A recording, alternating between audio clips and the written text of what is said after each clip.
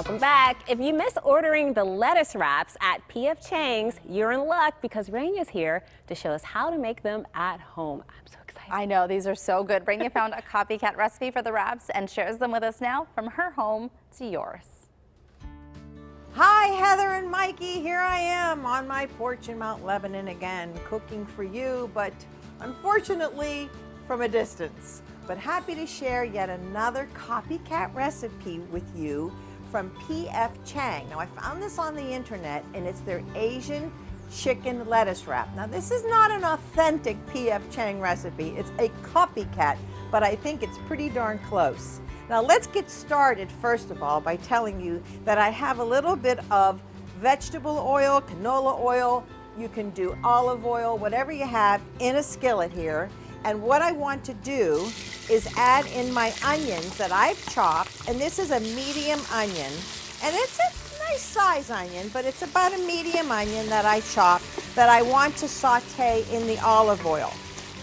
And what I want to do once this cooks a little bit longer and it really softens on me is I will then add fresh chopped garlic and fresh chopped ginger. Now, the ginger is super important that it be fresh, and you can find this in the supermarket.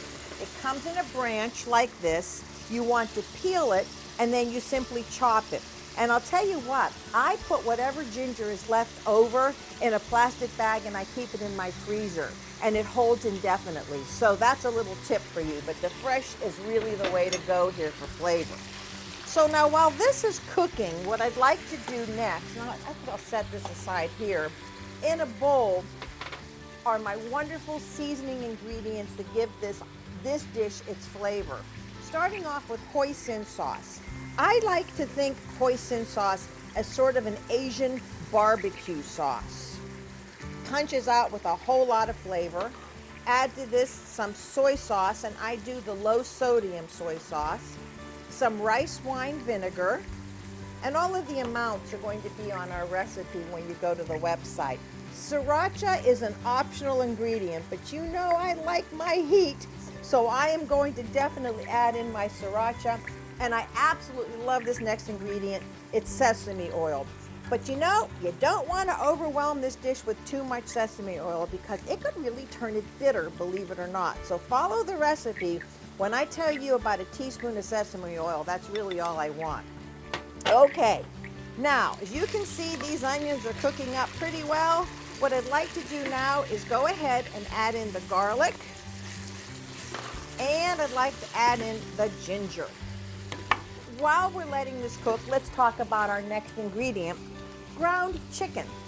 I was able to find ground chicken very easily, and what you want to do is get about a pound of it. And you can't really dice this or mince it. You have to buy it ground. So that's very, very important. Now, we're just going to let this cook for a little bit. These onions are looking absolutely perfectly cooked through. So now it's time to add in our ground chicken.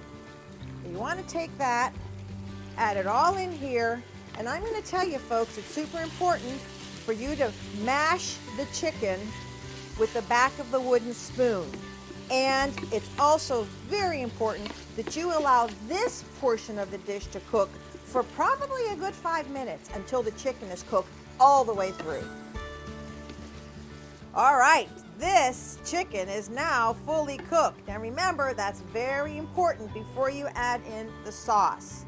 So once you add in the sauce, I really crank the heat up to quite high. In fact, I am at high. And it's very important, again, to stir this together and allow this to cook until the sauce is fully incorporated and almost reduced a bit. This is going to take a few more minutes on high. Now that the sauce is really cooked down a bit, it's about 2 minutes or so on high, I'm going to add in sliced water chestnuts. And you can buy those sliced, folks. You don't have to slice your water chestnuts. And I have here about 2 nice-sized green onions, and I'm going to put those in next. Now, at this point, you really do want to check your seasoning. Now, my soy sauce was low sodium. I know I'm going to need a little bit of salt on here. There's no doubt about that. But remember, I added a whole tablespoon of sriracha, so it may not need any pepper. And once you do this, you want to cook, optional, but I did some white rice. And actually I did jasmine rice, and I chopped some peanuts. Not in my recipe, but that's my own added touch.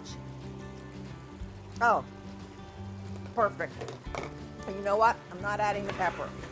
So now it's time to put this all together. You want to take in a lettuce wrap, because that's what this is, a nice lettuce wrap.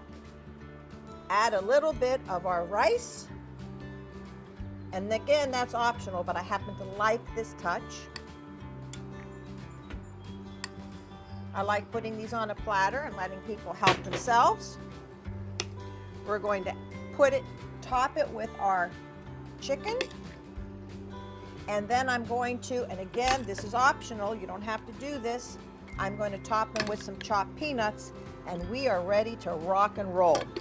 This is not a fork and a knife dish, folks. This is something you want to pick up with your hands, and you want to, just like a taco. I know that sounds kind of odd, but that's sort of what it is. You want to roll them up, and you're good to go. Perfect recipe. P.F. Chang's Copycat Asian chicken wraps, lettuce wraps that is, low carb, absolutely delicious.